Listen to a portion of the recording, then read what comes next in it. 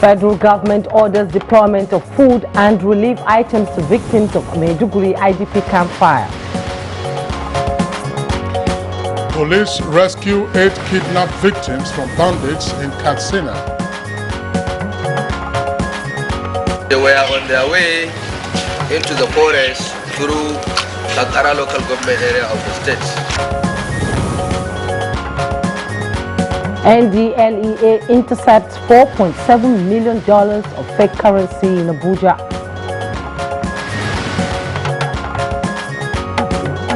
And on Good Morning Nigeria today, we shall discuss the GDP growth for 2021.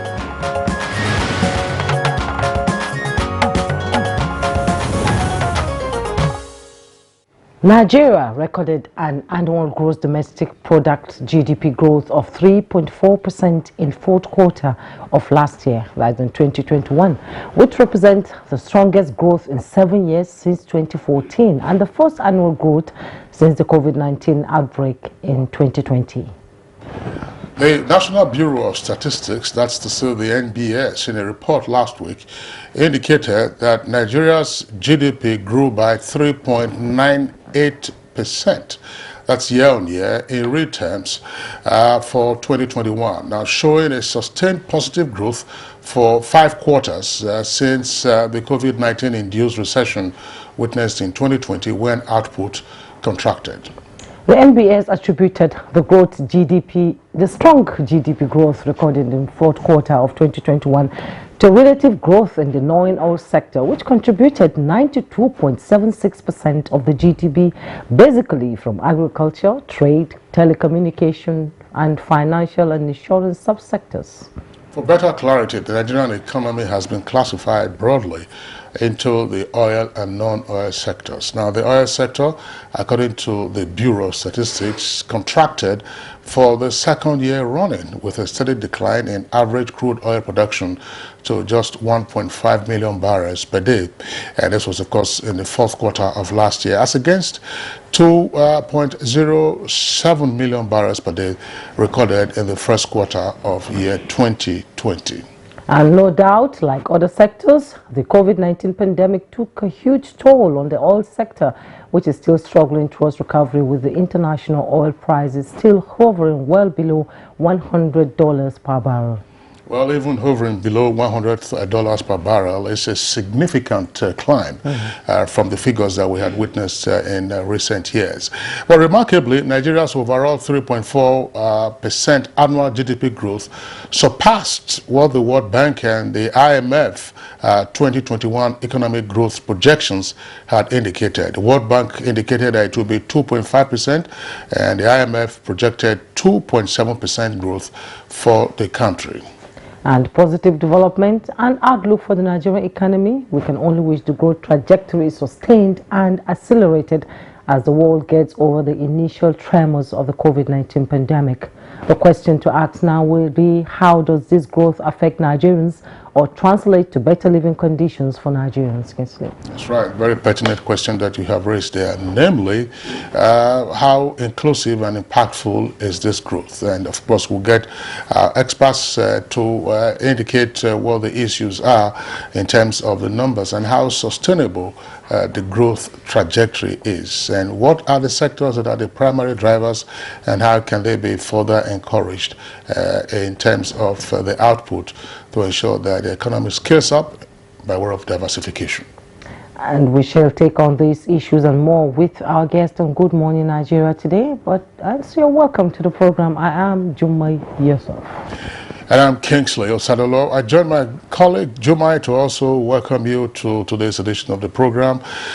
On the network service of the Nigerian Television Authority, we're broadcasting live from our Abuja headquarters studios. A fairly hazy morning here in Nigeria's lovely capital. Right now, here is Ifeoma Ojinta, who has the highlights of the morning news. Good morning, Ifeoma. Good morning, Kingsley and Jumai. Here is the morning news. Governor Gboyega Oyetola has been declared winner of the All Progressives Congress governorship election primary in Osun State. Announcing the result at the party's secretariat in Osogbo, the chairman of the election committee and Kwara State Governor, Abdurrahman Abdurrazak said Governor Oyetola polled 222,169 out of the 235,550 votes cast. I, Abdurrahman Abdurrazak, Chairman, Primary Election Committee, hereby certify that Adegoyiga Isiaka Oyetola, having secured the highest number of votes cast in the Osun governorship primary elections, is hereby declared winner. Minister of Humanitarian Affairs, Disaster Management and Social Development has directed immediate delivery of food and non-food items to victims of the Muna El Badawi IDP camp in Maiduguri, saying government is intensifying efforts to educate IDPs on how to avert fire incidents. This followed a fire incident on Saturday which raised over 3,000 shelters in the camp. In a statement, the minister expressed sadness at the incident which rendered over 3,000 households homeless. According to her, the disaster has rendered many more people without shelter, even as government intensify efforts to resettle internally displaced persons. Katsina State Police Command has neutralized 2 suspected bandits and rescued 8 kidnapped victims after a gun battle at a village in Malumfashi local government area of Katsina State. Addressing newsmen on the development, the command's public relations officer, Superintendent of Police, Gambo Isa, says 4 of the rescued victims are nursing mothers. They were on their way into the forest through Kankara local government area of the state. DPO Kankara was quickly alerted and detailed to block the hoodlums. He succeeded in doing that.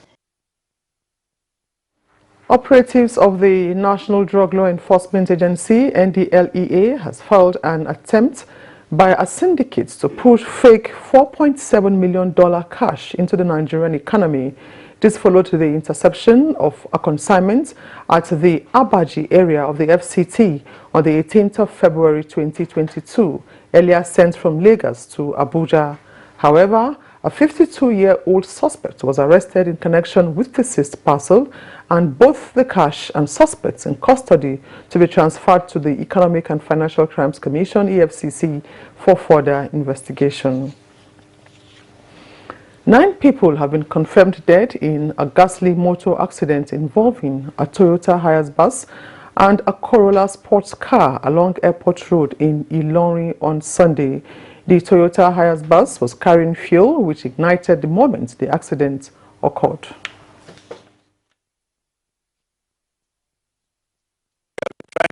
To preach at least to people for the need for them to actually realize that overspeeding will not take us to anywhere.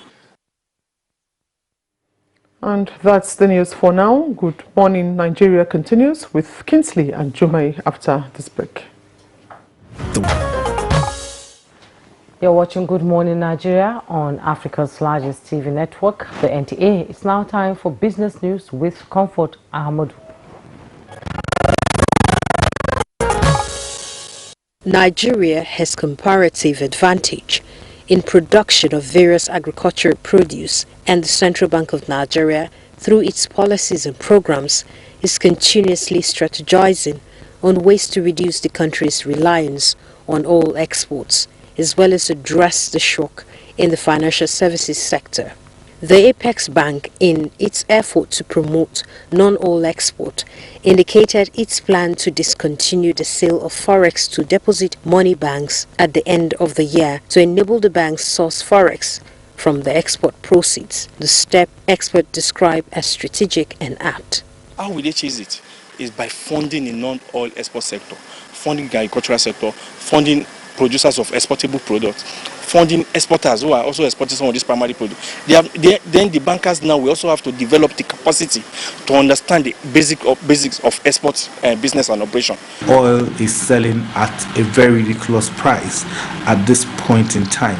There has to be a direct focus or refocusing of the economy from oil to manufacturing, and if you must do that, there has to be your raw material supply strategy has to be watertight. It has to be properly aligned with the industrial revolution. The CBN's RT200 program is focused on value-adding export facility, non-oil commodities expansion facility, dedicated non-oil export terminal, and biannual non-oil export summit. With Business News, Comfort Amodu.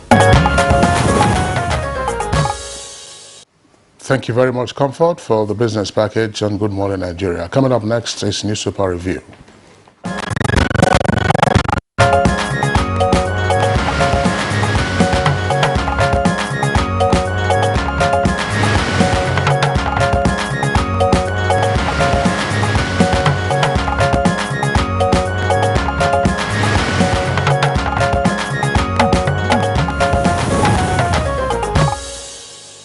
And our newspaper reviewer, Bayo TV, is in the studio. Good morning, Bayo. Good morning.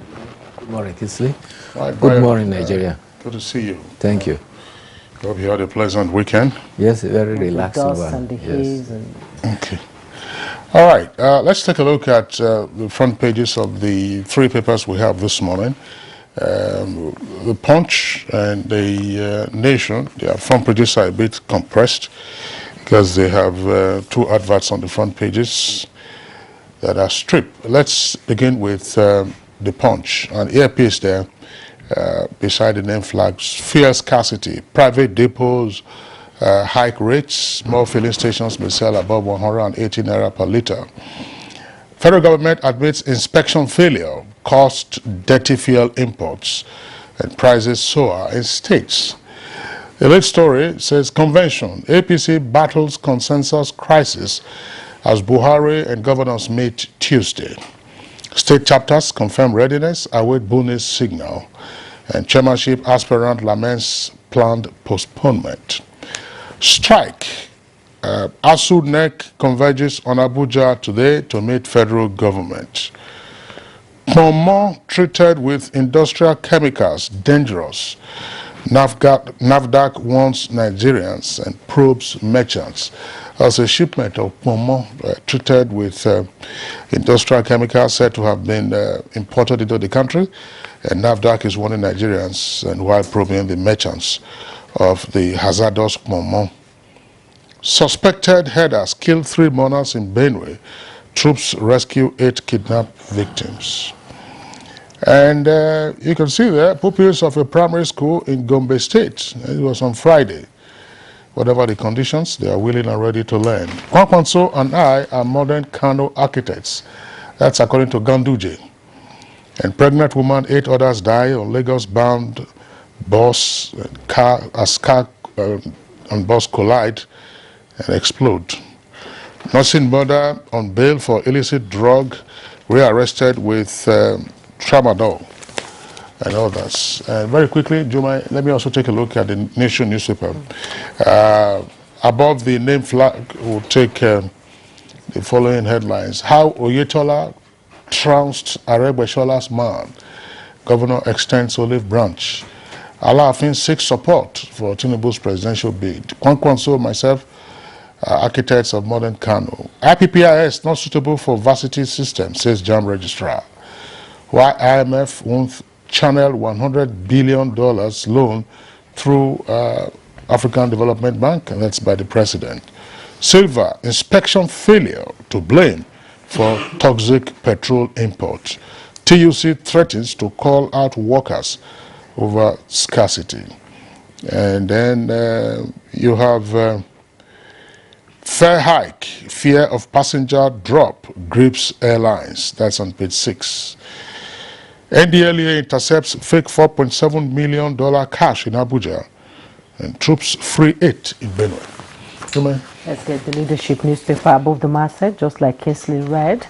Kano APC Ganduje pacifies Shekaro and his supporters. You find details on page 11. Top ISWAP commander, 21 orders killed in airstrike. Details on page 9. And just below the masthead, several vehicles trapped at Lagos port over VIN policy. find the details on page. That's due to a vehicle identification number. You find the details on page 7. And the headlines in the leadership newspaper. 5 days to go. PMB, APC governors tackle crucial decision on convention tomorrow. With riders, aspirants, stakeholders kick against governor's anointed chairmanship candidate. Insist on open contest, lament uncertainty of February 26 convention date. 2023, I am ready to get dirty with anyone, Tinubu warns. You find details on page 8. Humanitarian crisis looms in Niger over upsurge in IDPs. That's on page 7. Ohaneze condemns Abia cattle market killings. You find that on page 6. Bio. Well, let's start with the results coming from Osun State. The governorship primary was held on Saturday, and the incumbent governor, Gboyega Oyetola, emerged the winner. The chairman of the APC governorship primary, Governor Abdurrahman Abdurazak, announced that Oyetola pulled 222,169 votes to beat 2 other contestants. Moshood Adioti pulled 12,921 votes, while Muda Yusuf, former Deputy Speaker of the House of Representatives, pulled 460 votes. Governor Abdurazak commended all the aspirants and party leaders for working for peace. In his speech, acceptance speech, Governor Gboyega Oyetola extended a hand of fellowship to the other 2 aspirants, and he says, "We are all winners." He added, "We are brothers. Let us join hands to build Osun of our dreams." He thanked all the citizens of Osun for standing by him and promising not to let them down in the years ahead. The Nigerian Meteorological Agency, NIMET, has given serious warning and also advised about rainfall predictions for the year. It warned that hazy atmosphere will be cloud a larger part of the country. In fact, this morning, visibility is as poor as about 150 to 200 meters, and therefore, if you are driving, you need to be exceptionally careful. It is going to be unlikely to be worse in areas on the fringes of the Sahara Desert, especially around Maiduguri, Sokoto, and the Adamawa area. Meanwhile, the Director General of the NIMET, Professor Mansour Batazu, says that I advise farmers to be very careful about planting. I'm sorry to jump in here. We actually had a conversation around the seasonal climate predictions last week. Okay. NIMET was here, NISA, which is a hydrological services agency, was also here, along, of course, with another expert. So the details they provided, I believe, are useful. Maybe you may wish to discuss the issues around politics and what happened in Osun. If you recall, we had indicated here that there seemed to have been a lot of hot air around the primaries. And by the way, those primaries that were conducted in Osun over the weekend for the governorship were direct primaries. And if you remember, one of the reasons for the president withholding his assent to the electoral amendment bill was because, fine, the governors, some of the governors objected to the whole idea of primaries and said, let it be the choice of the political parties, not that there will be an imposition of direct primaries rather than indirect primaries. So Osun had direct primaries, that's to say members of the political party, even though there were allegations or claims that non-members of the party participated in some of the areas, which would then be an open primary. But they had the indirect primaries, and the heavens did not fall. Well, the positive development is that, well, every atmosphere has its own peculiarity. Osun was able to handle its own, and the contention, as far as the electoral bill was concerned, was that whether or not to restrict all political parties to direct primaries. In a democracy, people should be given the options of choice, and those have been now elaborately been provided. The worry now is that it's getting to over 30 days. By Tuesday, I think it will be about 30 days, the mandatory period for assenting, and it seemed to be there seems to be no information committee, and an independent National Electoral Commission is getting worried because it will directly or indirectly affect its preparation for the 2023 elections. Well, the president only just returned from Brussels at the weekend, and he hasn't indicated what his attitude will be to the bill as transmitted to him. So we'll see how things play out by tomorrow. And the issue of fuel scarcity, I think it's abating in the Federal Capital Territory. By Saturday, a number of filling stations had resumed sale, and by yesterday, there were virtually no queues. The only thing is that I think some of the fuel station attendants are holding fuel cleaners, or injector cleaners, as you call them. In the past, when you were topping up your tank they practically beg you to buy. Absolutely. Now they are telling you, no, guys, it's not available. It's not available. I said, no problem. My car is still moving well. With the last job I gave it with the fuel cleaner. So I don't want to get myself into a situation that the same thing with other motorists. By the time some persons say that, oh, the thing is scarce now, they go and put bleach inside the container and then you cover it and seal it and sell it for you. By the time you use it, then another issue altogether. But what we feared or what we suspected, even though this is still early stage, that what set all of this in motion was the failure of inspection. Yes, there's no doubt about that. It's failure of inspection. People were used to a template, and methanol was not on that template, so they didn't test for methanol, and that methanol escaped through the gate, and so it's pure failure of gatekeeping by the inspectors. But be that as it may, the Nigerian Accident Investigation Bureau of the Aviation has indicated that between the period of 1969 and 2022, a period of 53 years, a total of 2,038 lives have been lost in air crashes in the country. And he says that 1,996 were on board, while 42 were on ground at the airports. But be that as it may, the AIA, Accident Investigation Bureau, still said that air travel is still the safest and the fastest modes of travel around the world. But there has been international developments. The International Civil Aviation Organization, ICAO, has now brought out a manual that will now enable quick information about victim and accident victims. Over the weekend as well, there was a strong windstorm across northern Europe. And there were videos that circulated of pilots struggling to land at Heathrow Airport. Those pilots are deserving of enormous praise. One of the aircraft, the British Airways aircraft, you could see it from the livery on its tail. It was a British Airways aircraft. As the plane, got just to touch down on the tarmac, the wind was so strong that the plane took off again. And I mean, I didn't see it very clearly, but it appeared that the tail probably just grazed the tarmac and then took off again. On another aircraft, you could see it, that the way it was banking left and right, banking left and right. But happily, there was no ugly incident, no accident, and I'm sure the passengers who were on those flights would have had their hearts in their mouths. I mean, on some domestic flights, we do experience that, but not that kind of dramatic incident.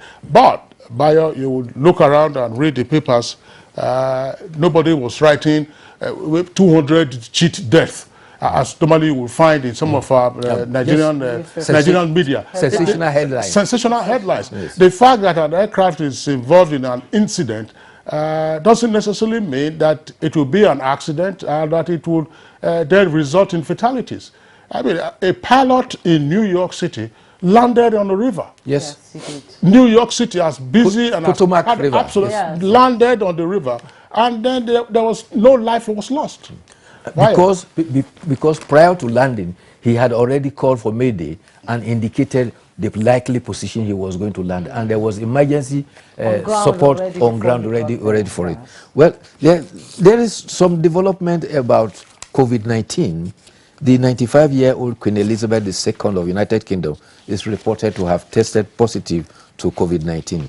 Buckingham Palace reports that Her Majesty is still going on with light duties while she's also keeping to her medical protocol. It may be recalled that Prince Charles and his consort, Camilla Parker, also tested positive some couple of days ago. Queen Elizabeth is supposed to celebrate his 70th year on the throne on February 6th. There had been plans for a elaborate ceremony, but that is still hanging in the balance.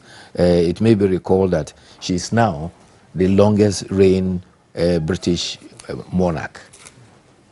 70 years on the throne. 70 years on the throne, that's quite a long time. That's interesting. Bio, I don't, maybe you have read this story about former Super Eagle defender. There's a feature story on him again in the Punch. His name is Kingsley Obieku. Your namesake. My namesake. He was a member of the dream team that won gold at the Atlanta Olympics, and he also played for the Super Eagles as a defender. The headline here says, "I wanted to sell my Olympic gold before I became a bus driver." You know, he has transformed, according to the writer to this headline, from being a tire mender, what you call a vulcanizer, a bus conductor, and now to a driver. He's, of course, battling with issues of life. The medical examination indicates that he has an enlarged heart. But happily, Musa, that's the captain, Ahmed Musa, the captain of the Super Eagles, has reached out to him on the personal level to say that the other members of the Super Eagles, current and past, would have to rally around him. But Ahmed Musa sent him a donation of 2 million naira. But of course, immediately the news came out. I think just hours, in just, that's very encouraging. Yes. Very high sense of camaraderie. I think he stopped playing because of the heart. You know, his brother died on the field. Yes, his brother died on the field some years back, and I remember him carrying a Kanu Wako on his shoulder.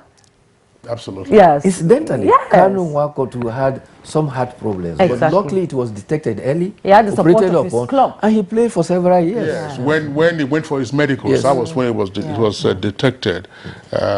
So we wish him good health and quick recovery. Speedy recovery. So, Bayo, in the absence of any other story of interest? None that I have. Thank you so much for coming, Bayo. So, motion for adjournment approved. Thank you very much. We'll take a break. When we return, our conversation will begin. You're still watching Good Morning Nigeria on the network service of the NTA. We'll now kickstart our conversation segment on the fourth quarter 2021 GDP growth with this background report by correspondent Abdul Salam Jibril.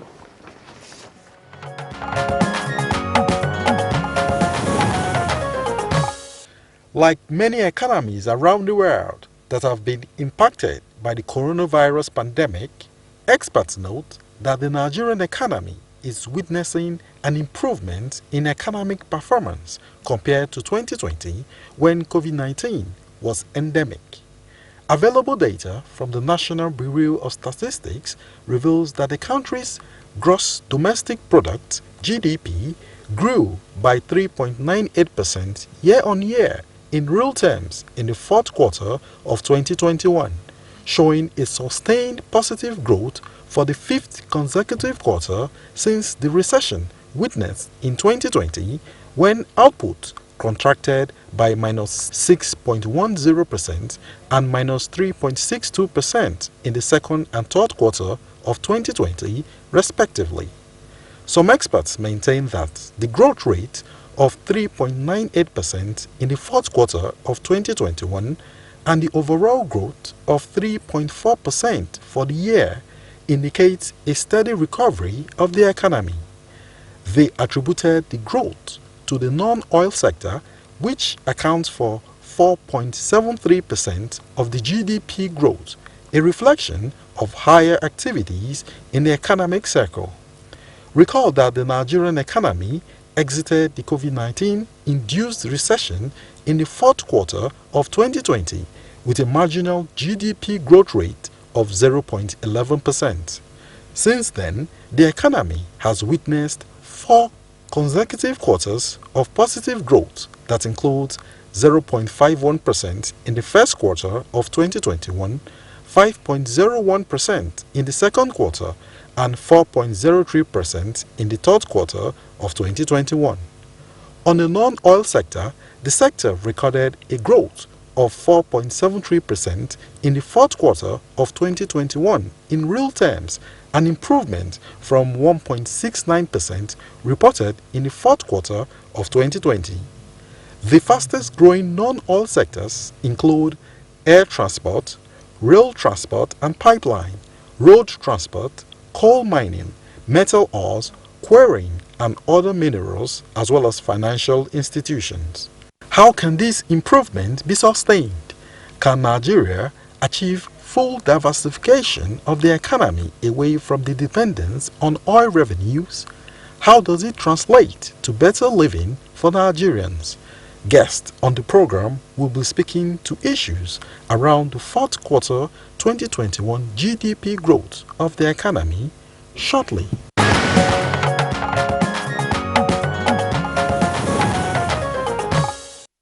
Indeed, our guests are seated here in the studio, and joining us to discuss the topic is Professor Owaleke. He is Professor of Capital Markets, Nasarawa State University. You're welcome. Thank you very much, Jumai. Good morning, Nigeria. He's a regular guest here, and also in the studio is Dr. Tochukwu Okafo, an economic analyst with specialization on inflation and the economy. He's also a senior economic analyst with Business Day Media Limited. You're welcome to Good Morning Nigeria. Thank you, Juma. Thank you for having me around. Okay, we also have joining us via Zoom Dr. Muda Yusuf, is Chief Executive Officer, Center for the Promotion of Private Enterprises. He's also the former DG, Lagos Chamber of Commerce and Industry. Also a regular. You're welcome to Good Morning Nigeria. Thank you very much. Good morning to all Nigerians. All right. Once again, our pleasure to have our guest with us this morning. Let's begin by trying to make sense of the numbers relating to GDP growth for last quarter of 2021 and the GDP growth also for the whole of 2021, what it means and what it also holds for the future. Professor Owaleke, let's start with you. Thank you, Kinsley. Of course, what it means is that we are witnessing expansion in the economy. Kinsley, this is the first time we are recording a GDP growth that's above 3% since 2015. In 2015, you recall, the GDP growth rate was 2.7. And the closest we had since 2015 was in 2019 when we had 2.2%. Of course, you know that in 2020, the economy contracted by 1.92%. We also had a contraction in 2016. So coming from a contraction of 1.92% in 2020 to a growth rate of 3.4% in 2021, I think that's remarkable. Another remarkable thing is the fact that even when you remove the base effect, which we saw, what we call the base effect, which we saw in the second quarter and third quarter of 2021, you also notice that there was an improvement. On a quarter-on-quarter basis, if you look at that report, between quarter 3 and quarter 4 of 2021, the economy grew by 9.63%. So for me, that shows an improvement. And it also surpassed virtually all forecasts that we had for 2021. If you recall, the IMF had done a forecast of 2.5 for Nigeria. The central bank had predicted 3.1%. The federal government in the 2021 budget even targeted 3%. And here we are having 3.4%. So again, it's something to cheer about. So for me too, it means that some of the policies that are in place are beginning to work. That's one interpretation. I recall that the Finance Act of 2020 removed import duty on cars from reduced from 35% to 10%, waived the VAT on airline tickets for 2020. So that may have influenced positively the performance we saw in the transport sector. The transport sector, happens to be one of the sectors that printed the highest growth rate for in 2021. You saw in quarter four, the transport sector recording as high as 29 points, close to 30%. Of course, that's where you have road and so on. So the policies that were introduced, yes, may have influenced the what we saw in the transport, even though it contributes less than 2%, to the overall GDP. So for me, I think the policies are working. If you also look at agriculture, for example, I also think some of the policies of the Central Bank of Nigeria may have impacted positively on the agri GDP. The agri sector grew by 3.58%. It may not be very strong growth compared to what we used to have. There was a time agri was growing at over 4%. But for me, what is remarkable is that from quarter 3 to quarter 4, okay, it moved from 1.22% on a year-on-year basis in quarter 3 to 3.58% in quarter 4. So for me, that was also an improvement. And this has happened, Kinsley, in spite of the drop in the oil output. The oil output fell to 1.5 million barrels per day. Meanwhile, what was the government was targeting 1.86, but it dropped to 1.5, and we still had this growth. So for me, another lesson there is that the oil sector is beginning to, the influence is beginning to wane in the sense that in quarter 4, oil sector contributed just 5.1%, to GDP. So the non-oil sector, is beginning to, take the upper hand, and it's a good thing that is sustained. And for me too, it's important that growth rate of above 3%, which is higher than population growth rate. Population growth rate is estimated at 2.6 on the average, and that is what we require if we have to get to a point where the masses, the common man, will begin to say, okay, we are feeling this, growth. So until we have a sustainable, strong GDP growth rate and an inclusive one, the masses will not feel it. But I think we have started on the right path by having this strong growth in GDP. Oh, great. Dr. Tochukwu Okafor, 3.98%, let's say 3.4%. Did it meet your expectations? While I'm a strong advocate of celebrating small wins as well as big ones, I'm also a realist, right? I call a spade, and I point out the cracks when need be. So, yeah, federal government did a good job by navigating Nigeria through that recession and coming out strong. I have to give it to them. On the flip side, that growth is not sustainable. It's unsustainable. If we're going to look at it the way it is, it's like comparing a malnourished child with a child that has a hereditary condition. Yeah, he has been eating, but is he healthy? The malnourished child standing beside him, he will look healthier than the child, but no. That was 2020 for us. Nothing was happening in that year, right? So whatever was happening in 2021, it looks good, but there are conditions that are there that lie underneath. So if you look at the second quarter, right? First quarter was 0.5, second quarter was 5. I think that was when the pandemic hit in 2020. That 5 is showing that nothing was actually happening, and that's why we have that 5. Then the reality starts setting in. We hit 4, then we hit 3, attending towards IMF's projection, the 2. Then the question now is, what is really causing this? There are a lot of things. First, let's start with the one that is pressing, the one CBN is fighting inflation, right? If you look at the inflation figures for 2012 down to 2014, you see that we were in single digits. We were hitting 5, 6, 5, 6. Look at 2015 down when we started hitting double digits. We started hitting 2, 1, minus 1, 2, 2, 2. And that shows you that because Nigeria's inflation rate was earmarked, Nigeria's economic growth blueprint, sustainable, was earmarked on single-digit inflation. So being in double digits, there's a misnomer there. So we've been on 2, 1, 2, 1, 2, and we're tending back down that line. So what we have now is an inflation rate of 15.6, and then you ask yourself, what is driving it? If you've checked all the data since last year, you see that it's food inflation that's been driving it. It's been between 20 and 17. Now you ask yourself again, what is driving food inflation? You go to those food belts, you see that there's drought, flooding, but most importantly, there's insecurity, right? Insecurity is what's making people put a price on their life, not necessarily the food. So you have that already there. So that means inflation is already showing us that we are not going to sustain this 3.4 this year. Second one, you talk about core. Our importation level is on the high side, right? We've been doing deficit for almost, even though deficit has been reducing, but we've still been in deficit. But not to rain on that parade, let's just leave that one. The one that we're supposed to be fighting is tackling insecurity. You look at another condition that we have, talk about the oil sector, right? If you look at the oil sector, you see that we have brought back subsidy.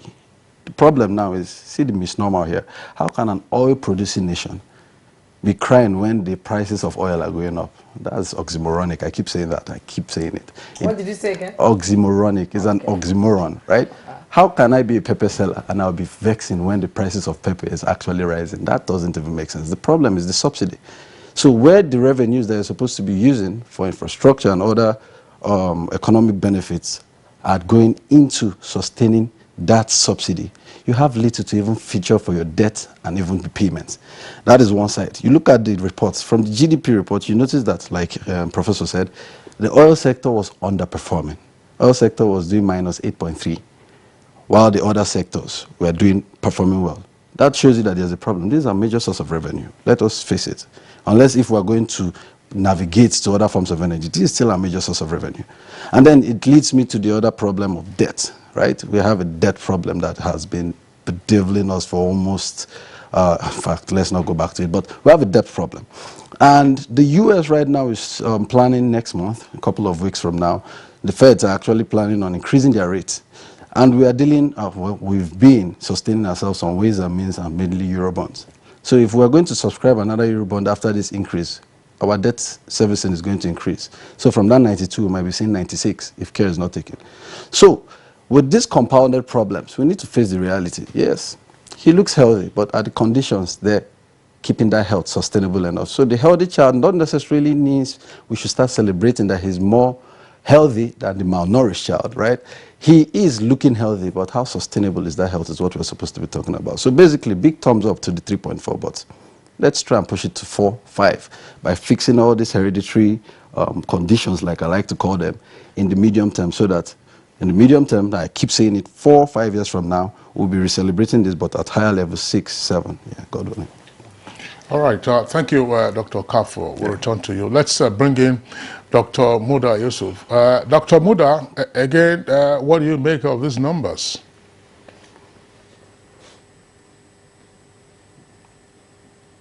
Good morning once again. I hope you can hear me. Yes, we can hear you loud and clear. Okay. Well, just as my colleagues in the studio have said, this is an improvement over what we had last year. And quite a number of factors have been responsible for this. First is what we call the base effect, which Professor Waleke alluded to. You know, the figures we are looking at is a year-on-year figure. We are comparing 2021 to 2020. As we all know, 2020 was a particularly very bad year because that was at the peak of the pandemic. So practically all sectors contracted in that year. I'm talking of 2020, apart from sectors like the ICT, agri, financial services, and the cement subsector. All the other sectors contracted.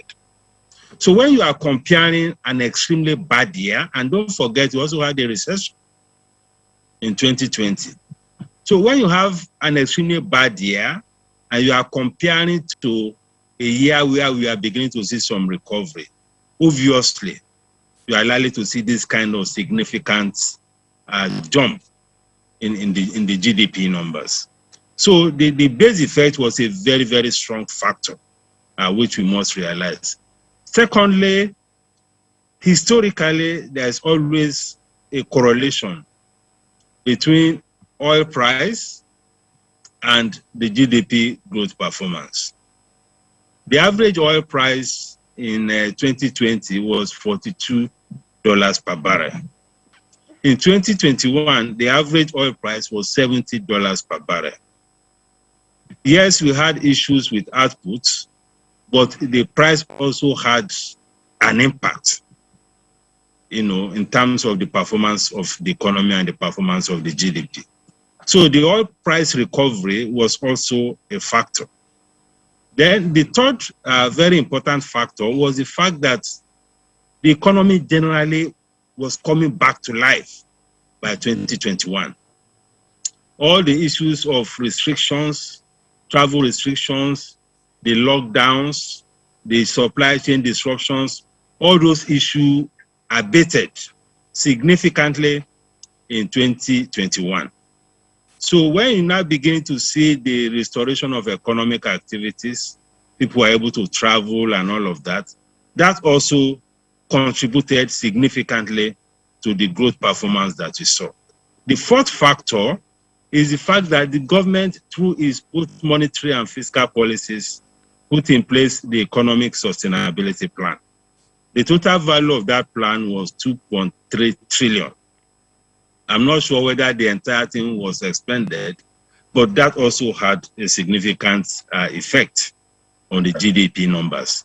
So those were the factors that led to this. So we need to identify those factors to be able to appreciate the extent to which it is the unfolding scenario of recovery of economic activities had impacted, and to the extent to which we can say it is a policy-driven recovery. But having said that, economy is about human beings. It's about welfare. It's about productivity. Because when we say that the economy has recovered and this is the highest growth since 7 years, if you go out there to talk to the average Nigerian, not many Nigerians will agree with you that the economy is doing well. Because there is still a big gap between this data and the impact on the lives of the people, the prosperity of businesses, the job creation situation, the profit situation, the mortality of businesses, and all of that. So the nexus between the GDP growth, poverty reduction, investment growth, productivity in the economy, this nexus is also very, very important. Because in the last 1 year, what inflation had drawn to the welfare of the people is almost unprecedented. Even though we talk about inflation at 15.6%, slightly decelerating. But for many of the goods that are consumed by the average citizens, you'll be talking of inflation of close to 50%. Because we had seriously galloping inflation. I know what inflation does to income of people in terms of erosion of purchasing power, effect on welfare. You know what it does even to businesses, cost of production, erosion of profit margins, sustainability of investment. So this nexus is extremely important. So that as we reckon with the fact that the figures are looking good, we should also reckon with all these metrics that addresses or that focuses on welfare issues, on productivity issues, on investment issues, and issues of economic inclusion, issues of income inequality. Because at the end of the day, this is what matters most to most Nigerians and to most investors. See what has happened to our currency in the last 1 year. And look at the very serious implication of currency depreciation that we have seen in the last 1 year. Those things are not very good stories that you can tell either the citizens or the economic players. So those are my perspectives for now.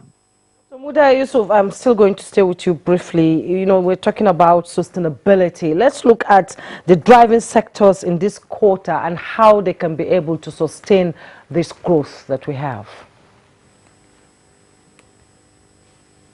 Yeah, I didn't quite get you. We're talking about sustainability. What are the driving sectors in the economy that will sustain this growth that we have now? Well, if I heard you clearly, I think we are talking about factors that can sustain the growth. Yes. Yeah, of course, there are quite a number of factors.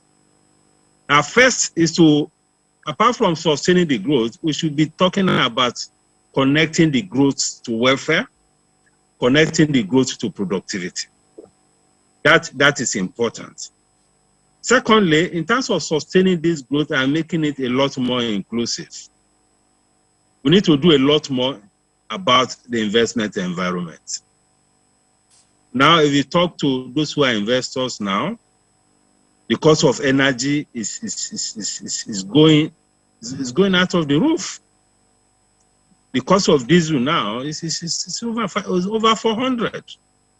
Look at what is happening to aviation fuel. Look at the implication of flights and all of that. So the energy cost issue is a major issue. The issue of the macroeconomic environment, because if you don't have a good and stable macroeconomic environment, it is difficult to have the kind of growth that we like to see. Growth that is sustainable and growth that is inclusive. A growth that will allow a lot more small businesses to thrive. We are not just talking about big businesses. The small businesses thriving impacts a lot more on the economy. Now look at what is happening to inflation and currency and the exchange rates. These are very important macroeconomic indices or indicators that we need to watch. 15.6% inflation is high. And just as I said, if you isolate some basket of goods, in some cases, prices have doubled. So we need to see what you can do, both from the fiscal and the monetary side, on the issues of inflation. You also need to come up with policies that will address currency depreciation and currency volatility and liquidity problem in the foreign exchange markets. Because that is also having a very serious pass-through effect. Then there are issues, again, of reforms. We have attempted to reform the oil and gas sector, just as my colleague said.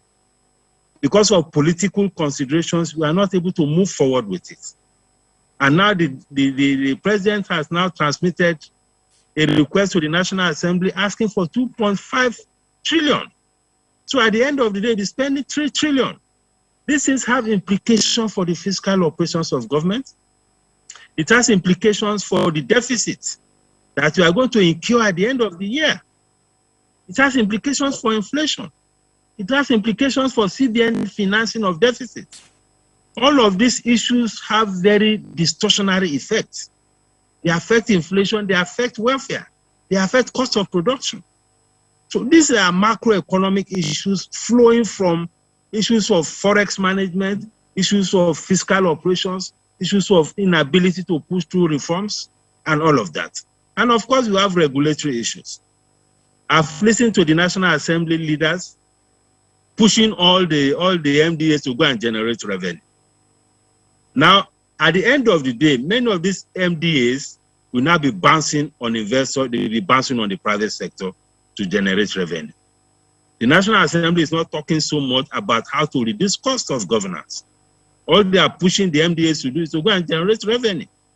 So we also need to caution, because if you keep putting a lot of pressure on investors in this economy in the name of wanting to generate revenue, it's going to hurt investment. It's going to hurt the ability to create jobs. It's going to create more unemployment and even aggravate poverty. So these are the things that we need to worry about. Of course, we have structural issues, which are also some long-term issues like the roads, the power situation, the issues of the pulse, and these are legacy problems that we are still grappling with. Dr. Muda Yusuf, thank you very much there for your insights. So again, we'll return to you in the course of the conversation. Now back to the Abuja studios. Professor Waleke, we know that we can, of course, take up some of the points that each of you had, has touched on. But let's discuss much more deeply the numbers for 2021.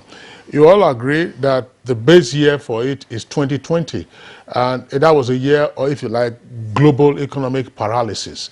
So seeing what we saw in 2021 is like saying, oh, something wasn't happening in a year, and then you see 2021, you're saying, oh yeah, things are happening, and Dr. Kafo says that it might give a deceptive impression that we're actually doing well. But when you look at the factors that have also been adduced as the drivers for the numbers, including what Dr. Muda Yusuf said, the ESPN has been a critical component of this. If the government voted 2.3 trillion naira and the government spent even say 1 trillion naira, including the budgetary allocation, what might have been if the government said, okay, you know, there's global economic paralysis, let's ride this out without the kind of stimulus packages, some of which hit target, some of which may not have hit their target. What might have been, therefore, if we had no ESPN? Well, perhaps by now we'll still be talking about very, very tepid, real GDP growth rates. Or perhaps by now. I said it. ESPN. Yes. ESPN is a sports channel. Economic sustainability plan. ESPN. So that's economic. But this is ESP. Yes. But we can also say ESPN, Economic Sustainability Plan for Nigeria.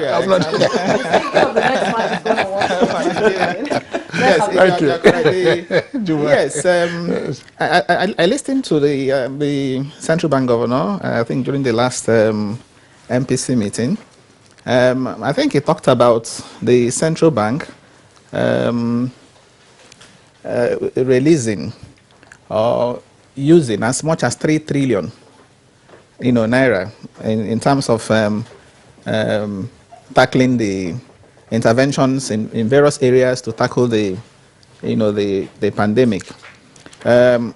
If not for these injections, these interventions, I think the economy by now would still be perhaps still in the doldrums. At least what you can see now is that, yes, we may not be there yet, but the economy is already on the path of recovery. Why people, may not be feeling that is because of some of the points that have been, mentioned here. One of which is inflation. Okay, we know that inflation rate in 2020 was very high. As a matter of fact, in 2020, the economy was in a stagflation mode. Stagflation, where you have rising inflation, and at the same time, you have an economy that is contracting or even stagnating. That's stagflation. We had that in 2020. But as I said earlier on, for me, the good news is that some of these numbers appear to be improving, one of which is this GDP. The other is even the inflation. Inflation rate moderating to 15.6, okay, from as high as, at one point it was over, it was close to 20%. So the major challenge we have now, today in Nigeria, for us to ensure that the masses or the common man begins to feel the impact is to tackle this issue of inflation. For me, I see it as a silver bullet. If we tackle inflation, bring it down to single digits, the central bank, mind you, has 6% to 9% target as inflation target, but it's been in excess of 15%. The target for 2022 budget is 13%, still double digit. So until we wrestle inflation, okay, Dr. Muda had, of course, told us the implications of, rising inflation. Apart from weakening the purchasing power, we know that inflation also has an effect, or even on exchange rate. Inflation affects interest rates, because if inflation rate is rising, nobody gives credit without having in mind the inflation rates in terms of interest. So it affects interest rate, it affects exchange rate. So we need to tackle inflation. If inflation comes down reasonably, then the common man in the street, if he can go to the market and his little naira is able to purchase things, then it makes a lot of sense. Sorry, Professor Waleke. Yeah, it's an issue that we have to address, namely the management of inflation. How did we get it right when in this same economy, inflation was at single digit? So what is it that we are not getting right now? That is to say, the monetary authorities. What is it they are not doing right now, but that was done right when inflation was single digit? Yes, but the challenge we have now is that inflation in this country today is not demand driven. So it's not something that you push to the monetary, authority. The fiscal side also has a lot of role to play. Okay, in a situation where the fiscal authority, borrows so much, of course that raises interest rates. That also has a pass through, on inflation. So the fiscal side is also there. Okay, what are the factors that are driving inflation in Nigeria today? They are mainly cost push factors. You talk about the high cost of transport. Okay, Dr. Yusuf mentioned the issue of energy. Yeah. Cost of electricity, for example, okay, is a major cost of inflation in the country. Cost of fuel, the fuel that we buy. So when you take all these factors into consideration and the high cost of transport and the insecurity too, he mentioned earlier, okay, that's affecting the food inflation, because food inflation is where the challenge is, okay, which we hear is highest in a state like Kogi, at over 20%, 22%. That's talking about the one in Kogi. On the average is 17.1%. So the way for me to go about it is to tackle it from that fiscal side, okay? And for the monetary authority, I think they are applying the right tools or panacea. The monetary policy tools have reached their limits.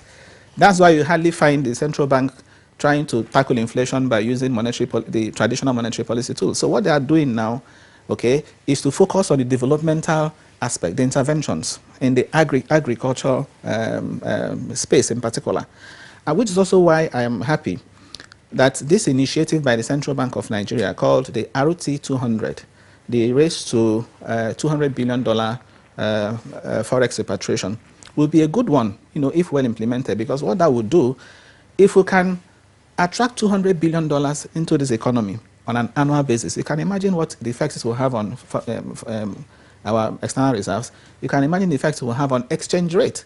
So we'll now rely less on the proceeds from oil to be able to manage the exchange rate. So this issue of exchange rate management now, becomes easier for the central bank. The central bank can as well ask, or rather allow market forces to determine the exchange rate of the naira.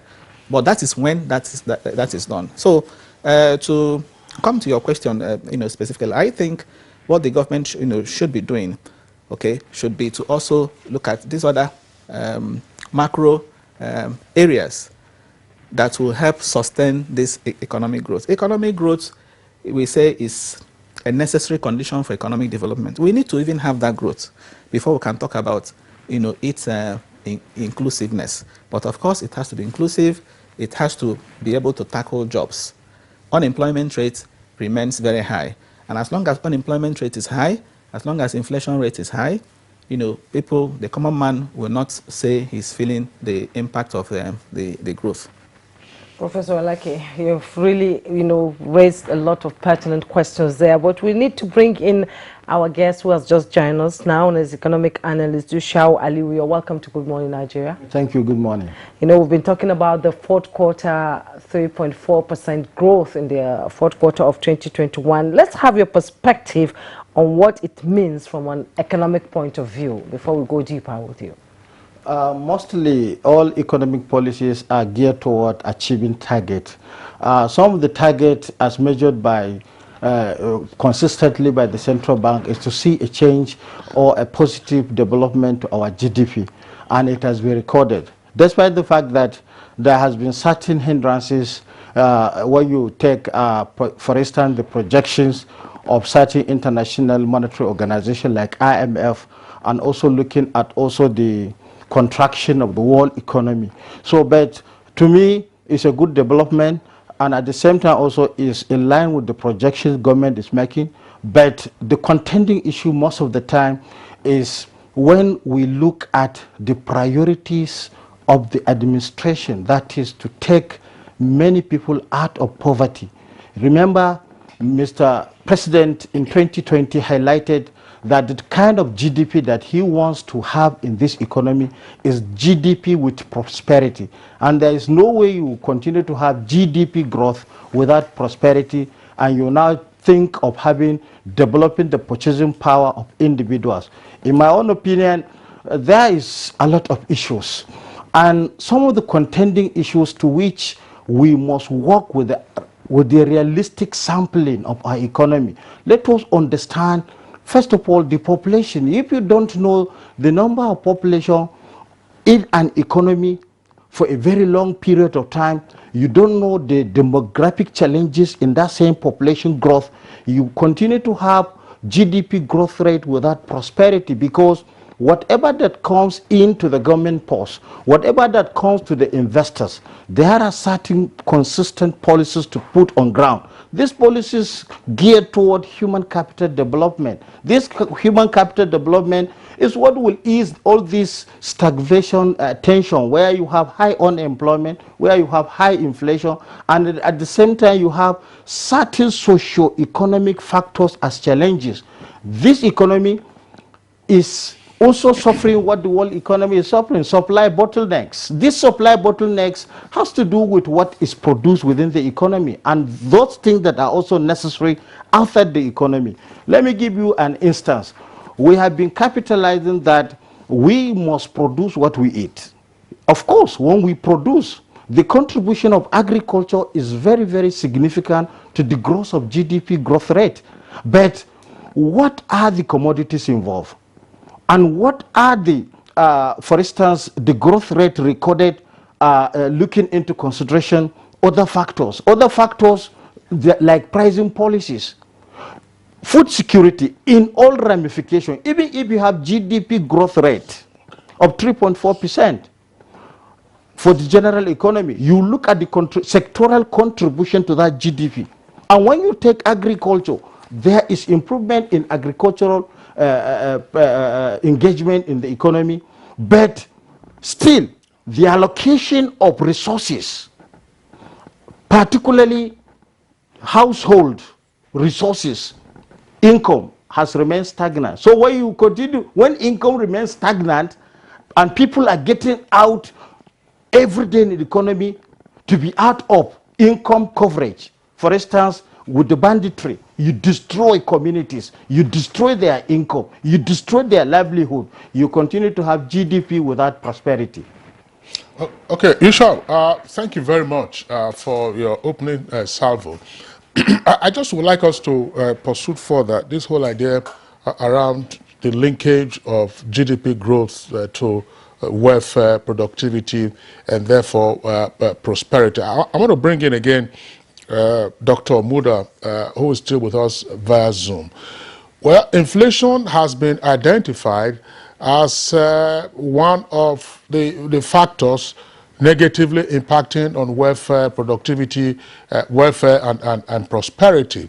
And Professor Uche Waleke was a doctor before he became a prof, by the way, has also said that, look, in dealing with inflation, we have to look at the double entry. You look at the monetary side, you also look at the fiscal side. Fiscal side arising from government borrowing and so on and so forth. Is it possible that what we are seeing are, if you like, temporary but inevitable effects of what government has had to do? Namely, at the time we were in recession, and Dr. Muda and Professor Waleke, you were our regular guests from 2016 on and right up to this moment. The idea was you have to spend your way out of recession. And when you borrow and you spend wisely, you will be in a position to stimulate a wide variety of sectors, diversify the economy, have less reliance on crude oil output and crude oil sales, so that if we are spending now, if we are spending what we borrowed and we're having to pay back and inflation is here with us, could this therefore be temporary consequences of what we have done, and that going forward this might wear off, and then we have a plateau that ensures that we are probably able to manage inflation at single digits? Well, although there's a bit of audio challenges, but let me attempt to respond to what I think you have saying. It's about inflation and all the macroeconomic issues and how we can deploy the appropriate fiscal and monetary policy tools. Let me say that some of these things are actually legacy policy problems. I say they are legacy policy problems because these things have been coming with us for quite a while. As a youth corper in the mid-80s, our allowance at that time was 200 naira. And with 200 naira, we were able to live comfortably, and we even had savings as youth corpers. At that time, people were buying brand new cars for 10,000 naira, for 6,000 naira, brand new cars. I'm saying this in order to illustrate how badly we have managed our macroeconomic environment.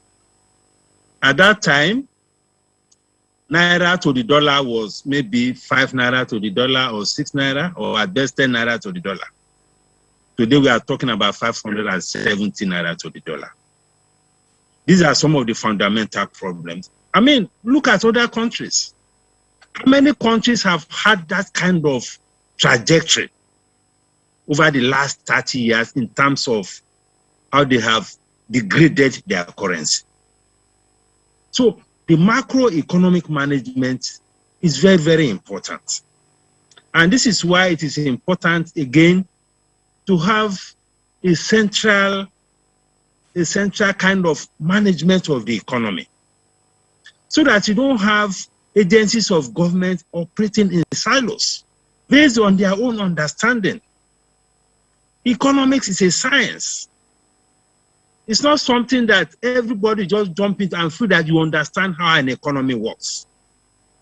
We need somebody to coordinate the way we manage the economy, and somebody that we can, whose authority we can respect. That is not happening. And look at what it has, where it has brought us to. So the whole macroeconomic management system over the years, I think we got it wrong. And that is one of the biggest drivers of poverty. Because in this period I was telling you, people who are in level 4, level 5, and it may be even less than 100 naira, they didn't have to look up to anybody to feed. They didn't have to look up to anybody to meet their basic needs, because the income they had was sufficient for them to live. But we have battered all of that. Now, secondly, the monetary side.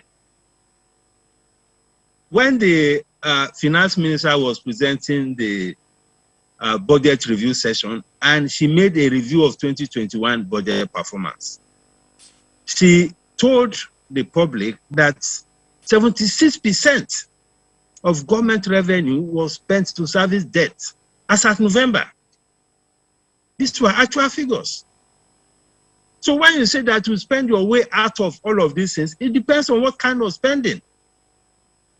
Now, with the new supplementary budget, our budget is likely to go to close to 20 trillion. Where is the revenue to support that kind of expenditure?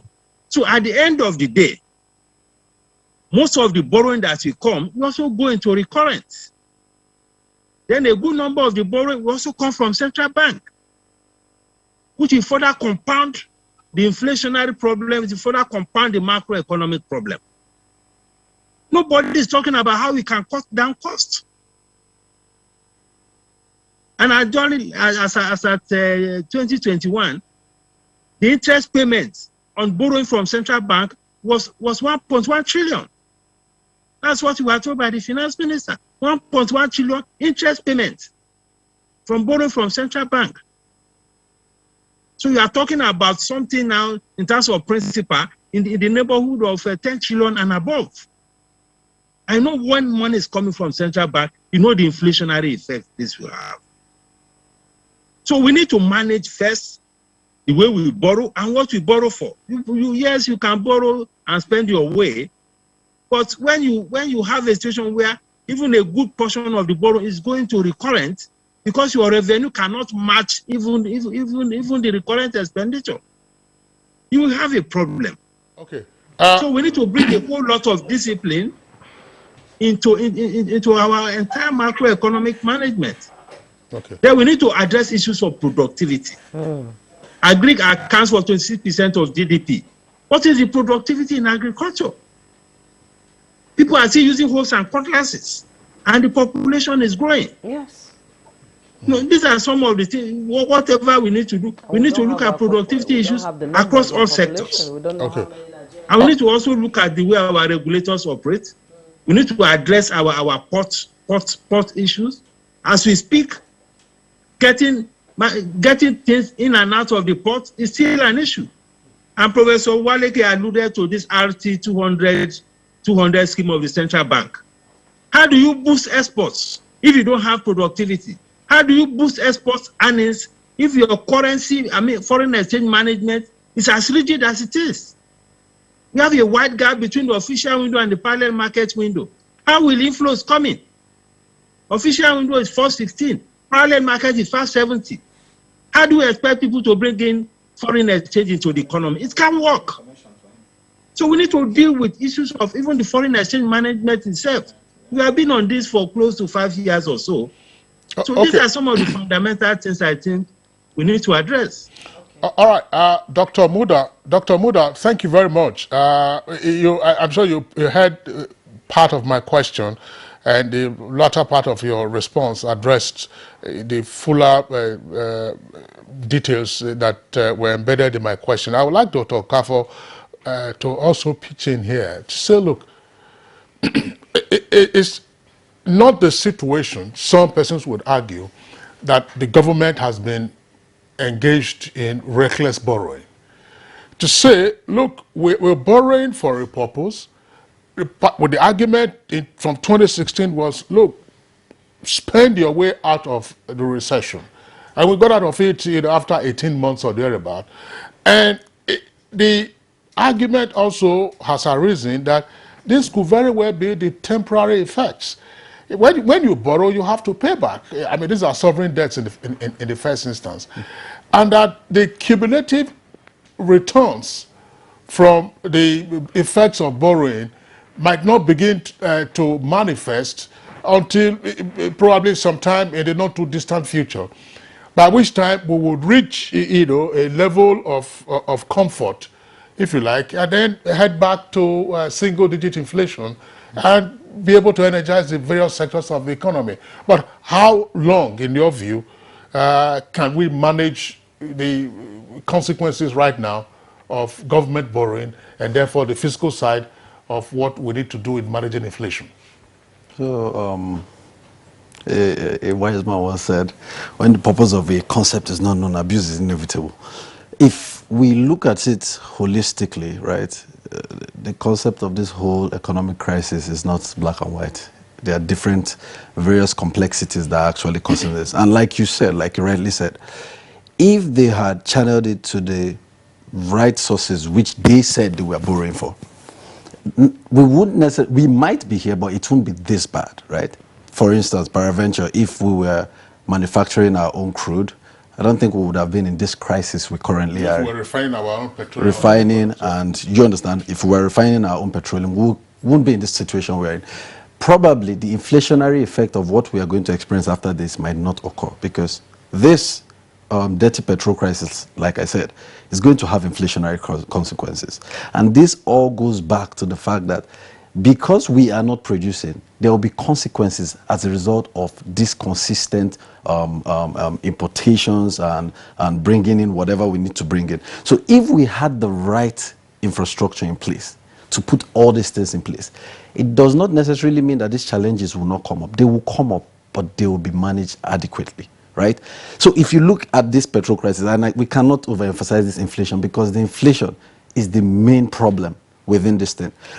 If you, okay, go to, a news came up, like he said, like Dr. Muda said, a news came up last week that there are some states that have not yet implemented their minimum wage. And gross domestic product is that the economy is producing and there's wealth that is circulating, right? If there are some people that are still in this economy, that the minimum wage is not even sustainable to hold any family, are not even earning it, how much more the circulation of wealth? Now, coming down to the inflation pattern of it, if there is consistent inflation, no matter how much we borrow, the inflationary impact will continue to eat into whatever we are borrowing to actually achieve, right? So if it continues to eat, it's not a temporary, it's not a permanent, but it's a long-term project. It's going to take a lot. There will be a lot of sacrifices. A lot of sacrifices in the part of government. There's a lot of sacrifices from the people, like he said. But the holistic picture in itself is that it's not necessary. The mistake was made, like you said, from 2016. 2016, if these things were channeled to the right investments that were necessary, we won't be in this mess. Take, for instance... I didn't say there was a mistake in 2016. No, I'm not saying that it's a mistake. I'm saying if it was channeled to the right direction, right? Like, if you look at some of the underperforming sectors, right? Education is one of them. I'm going to go to education because that is something that is going to sustain us in the long run. There was a report that came out about the unknown children of Abuja. These people are going to grow up tomorrow and they're going to take seats of government. If they don't understand the necessary fundamentals of how to run the economy, how much more the people that are actually trying to groom them. Do you understand? So the problem now is, because of the unsustainable nature of these finances that have already happened, the ripple effects are going to take a longer term, because those were long-term projects that were supposed to, those funds were supposed to be channeled into. So if those long-term projects were not channeled into, the implications of not diverting, of those funds not being adequately channeled to those directions are going to have long-term implications. It's that simple. So the implications are going to be long-term regardless, but sustaining it can be managed in a balanced format. Like I said, like my professor said, the CBN is doing the best they can. That limit, they cannot shake it. But if you look here, we're dealing with cost push as well as demand pull inflation, right? We have supply chain disruptions, that's the demand side of it, and then we are adding cost push with the current fuel crisis. So it's not something that there is a textbook format on, hey, this is what we're going to do and get out of it. But the sustainability of how to manage it and then start reducing the impact over time is what we're going to do, but it's going to be long-term, guaranteed. Okay, Dr. Tochukwu Okafor, thank you so much for your input. We'll be taking a break right now. When we return, our conversation will continue. Do stay. You're welcome back, and you're still watching Good Morning Nigeria. Professor Oleke, let me come to you. We're talking about welfare, productivity, prosperity, and Dr. Muda raised a lot of pertinent questions which I'm sure you would want to respond. But let's talk about the rising concern about our debt profile here in Nigeria. And what, in your opinion, do you think Nigeria should, where do you think Nigeria should channel her money, our income into, to ensure that we maintain this growth and maybe grow beyond it in the next 2 years or so? Thank you very much, Jumai.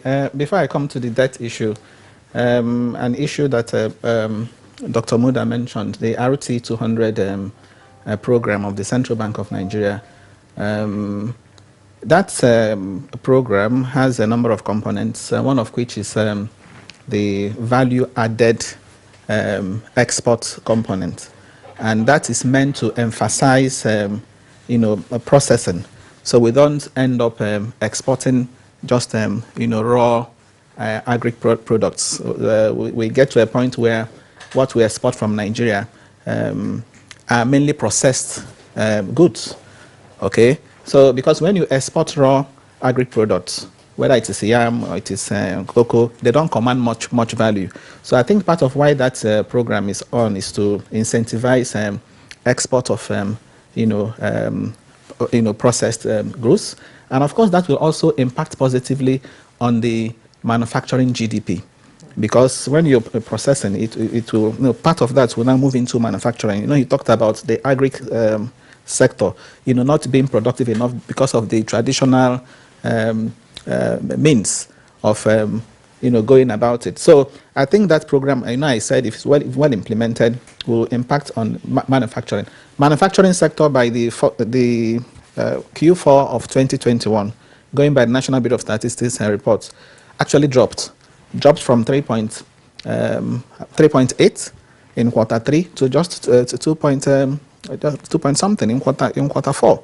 So even though and contributed just about 8% to GDP. So we need to ramp up the manufacturing sector growth. And one way to do that is, in my view, what the central bank is talking about now, the ROT 200. Now, on the issue of export, the bottlenecks at the ports, one of the components, that's information I want to provide, and I'm sure he's aware, one of the components of that program is the dedicated export terminal facility.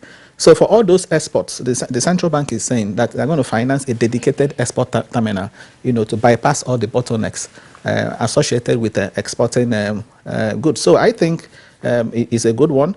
If well implemented, it will, as I said earlier on, impact positively on the economy, on productivity, on GDP, on external reserves, and so on. The other thing on productivity I want to mention has to do with focusing attention on what I call the accelerators. They may not be contributing much to GDP, but we need to focus on them because they are the ones that will accelerate growth and also improve the productivity we are talking about. One of these sectors is education. If you look at the NBS figures, education contributes less than 3%. As a matter of fact, 2.2% to overall GDP. Okay, and in the NBS report too, if you look at the growth there, it grew by less than 3%. The health sector is another. Health sector contributed 0.75% to overall GDP. With all the hospitals? Right? No, but it grew. In terms of growth, it's one of the sectors that grew by more than 5%, the health sector, but the contribution is low. So we need to focus attention on these social development, these sectors, human capital sectors, education and health. And that is why I think that government should do whatever it can to ensure that strikes don't happen at any of the educational levels. Okay, so this is not a time to entertain strikes in the universities, for example. So I am also seizing the opportunity to say that government should ensure that this warning strike doesn't embarked on by universities don't yes, so that they should do everything to meet whatever agreement they have entered into with ASU. Now, on the issue of borrowing, my concern about borrowing for a country like Nigeria, sometimes you find it as inevitable. If you look at our stock of infrastructure, we are about 35% to GDP, one of the least in Africa. Infrastructure stock to GDP is about 35%. In South Africa, it's about 80%. So how do you fill that gap? You can only fill that gap if you also spend in infrastructure. But how do you spend? Spending doesn't mean that you must, there are other ways by which you can tackle infrastructure. So my idea of, my concern about borrowing is that if you look at the instrument that we're using to do domestic debt, for example, we're using more of FGN bond. That's what we do. It's not specifically tied to infrastructure.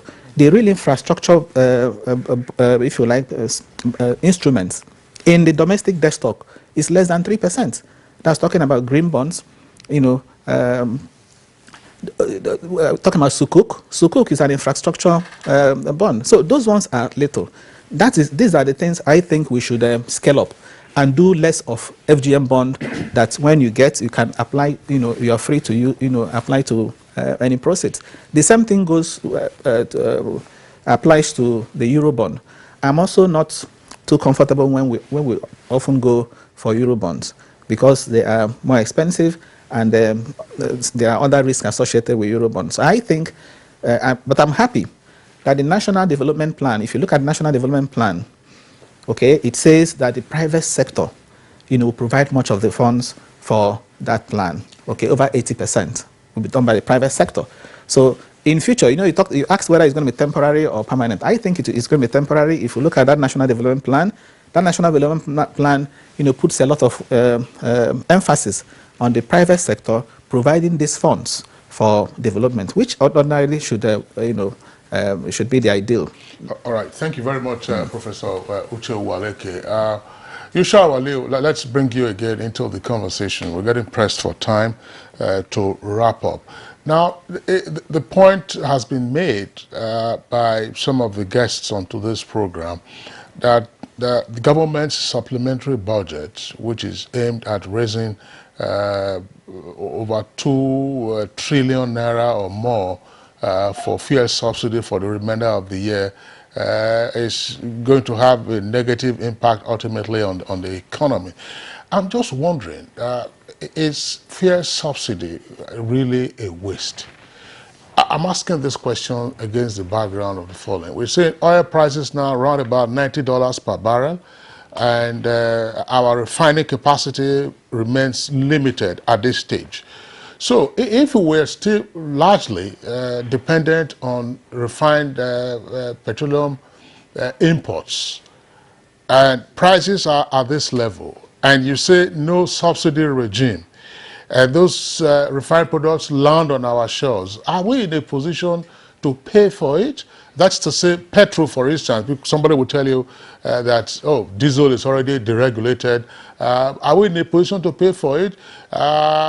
Will that also not impact on food inflation? Will it not impact on transportation costs? Will it not impact even on welfare? Because if prices go up as fuel prices rise on account of a fully deregulated environment, will people therefore not be arguing that, oh, listen, our take-home can no longer take us home, and that the cost of living is pretty high? Is subsidy really a waste? It's a double-edged sword. Looking at the fact that subsidy in certain intervention is just counterproductive. But however, there are circumstances at which subsidy is accepted in all economies. It's the same way with bailouts. We have seen how different economies under lockdown have made an intervention in order to sustain or to retain jobs. In my own opinion, government is paying for inefficiency, and that is just the subsidy regime of today. Because if NNP had been efficient enough, by now the issue of importing the premium motor spirit, which is attracting so much of our exchange reserve, is uncalled for. However, there are certain issues that are cogent. Every time policymakers must look at the exigencies in all economies. Presently, we are suffering. The greatest problem of the economy is high inflation. And this high inflation, if it is sustained, is going to make many people poor. And when you are making your people poorer, you are making your GDP negative. And when you are making your GDP negative, your development aspiration may not be achieved based on target. However, what are the best ways? The best ways to do it is that let us be more committed and sincere in deregulating this industry. There is Petroleum Industry Act is on ground now. But the subsidy that we are trying to explain or trying to now make a way for it, there must be subsidy. But the unfortunate situation is I am not expecting supplementary budget in less than 100 days. It's not done. It's not good. How can you, for instance, accent a budget on 31st of December and then make a supplementary? We are not in a war economy. We are recovering. And based on the GDP that we have recorded, it shows that our economy is working. So most of the macroeconomic aggregates that we are trying to translate into growth in this economy must be well understood by policymakers. PMS has come to stay in Nigeria. I used to say severally that if, for instance, Dangote, with a capacity, with a Dangote refinery with a refining capacity of 650 million barrels per day, and it is expected to come in September, So it's a simple analogy. If NNPC has made provision for subsidy from January to June, then definitely the shortfall may be from June to September. Whatever Dangote is attempting to supply to the market, government can make an intervention. It's easy for us. It's easy for us to get our PMS from a refined capacity within the domestic economy. Cost effective, zero transport cost, and it is also to be well distributed in good time. That is one. Two, government has made certain under economic recovery and growth plan. There has been a situation where government has put special economic zones. All these economic zones, today we are not hearing anything about the economic zones and also the investment being made. We have started with, for instance, investors forum, but it has not graduated to that level. So I think if we are to maintain this subsidy cannot be maintained forever. But subsidy can be an intervention. The same with bailout, but it has to be followed with a more serious commitment of having refined capacity, not only from Dangote, but all these marketers who are willing to import. Why can't all these marketers be brought together, put their resources together, get a license, have another refinery to come up in less than 4 or 5 years? This will solve the issue, and it also help government in the future. Okay, Yusuf, thank you very much. And by the way, the Dangote refinery is in a free trade area in the Lekki part of Lagos. Let's get the closing thoughts of Dr. Muda Yusuf. Dr. Muda Yusuf, while we appreciate your contributions earlier, let's get your closing thoughts. We know, your chief concerns about boosting productivity and so on and so forth. But what is it that government needs to get right so that the numbers begin to look brighter, and then we have many more smiling faces in our streets and at home? Yeah, thank you very much. In economics, there's what you call a general equilibrium approach to economic management. I think we need to have that framework in the management of our economy so that we know the implications of what is happening in one segment for the other segment and for the rest of the economy. And for that to happen, we need a framework that will coordinate all the activities and policy measures of all the key drivers of policy in this economy. We should put an end to this silos mentality, this territorial mindsets of each MDAs and ministries and all of that in economic matters. I think we need a framework that will coordinate all of these things so that we don't try to solve one problem in one area and create a bigger problem in other areas. Secondly, when we are through with refurbishing or whatever of the refineries, as much as possible, the government should not be managing refineries. We are where we are today because the refineries are being managed by the government. The government can have part ownership. We can replicate the NLNG model that is working well. Let us replicate it in the refineries. I think that is what I would say. And the GDP numbers did not properly capture the maritime sector. So for the NBS, they need to look at their figures properly and the sectors.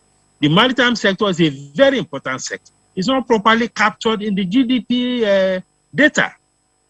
That is important. That's something that is important for us to look at. So that is what I will say as my closing thoughts. Thank you. Okay, thank you so much, Dr. Muda Yusuf, Chief Executive Officer, Center for the Promotion of Private Enterprises. He is also the former DG, Lagos Chamber of Commerce and Industry. Thank you so much for your input. And economic analyst, Yushau Aliu, thank you. You came in late, but your contribution has been well noted. Thank you. Dr. Tochukwu Okafo, an economic analyst with specialization on inflation and the economy. He's also a senior economic analyst with Business Day Media Limited. Thank you for your input. Thank you. And Professor Uche Owaleke, he's a professor of capital market, Nasarawa State University. Thank you so much for your input. Thank you, Jumai. Well, let's take foreign news now.